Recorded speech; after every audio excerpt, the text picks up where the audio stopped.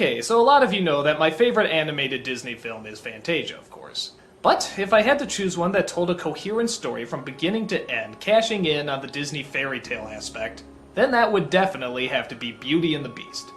Why? Because everything is done perfect. The main character is perfect, the villain is perfect, the romance is perfect, the songs are perfect. Even the design of the castle, look at that thing! It's like something out of The Haunting, it's just friggin' incredible.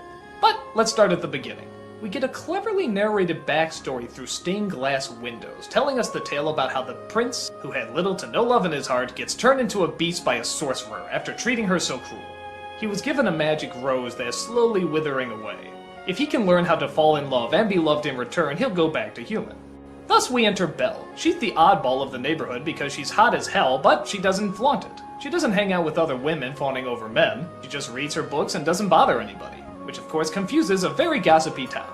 That is, except for Gaston. In any other movie, he'd probably be the hero, but here he's the good-looking villain who has much more muscle than brains. He thinks that because he's the best-looking man in town and Belle's the best-looking woman in town, naturally they should get married. Isn't that great logic?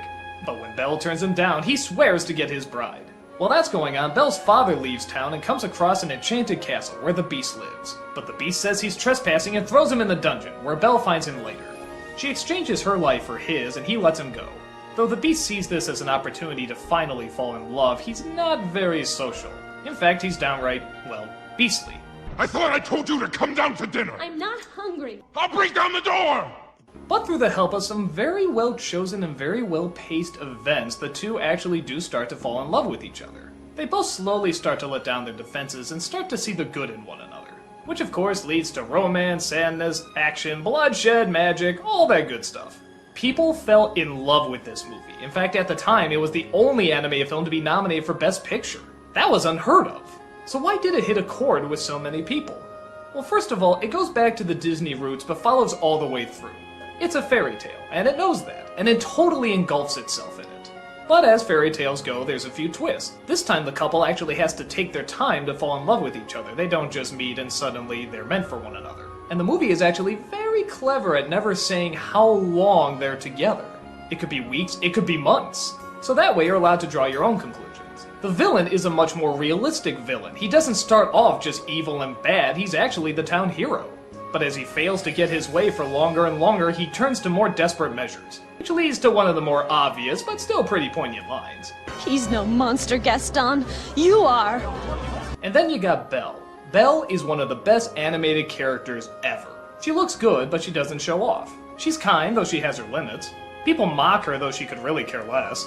And she's just off doing her own thing, not giving a shit what anybody says.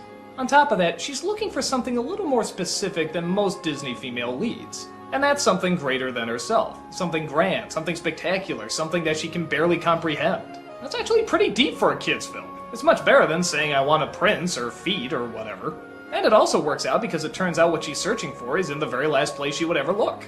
Now there is an argument that maybe Belle is too perfect. That she's not really that complex because she doesn't have many problems or flaws. And I'd be lying if I said I didn't see that.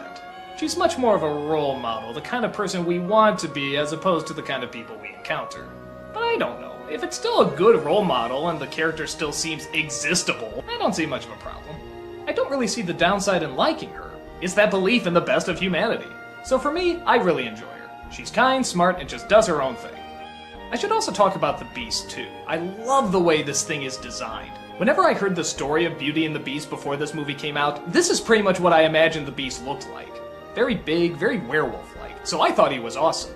I guess if I had to pick one problem with the movie, it would be the design of the human version of the Beast. The animators say that no matter what they put there, the people wouldn't have been happy because, well, they fell in love with the Beast and not this guy.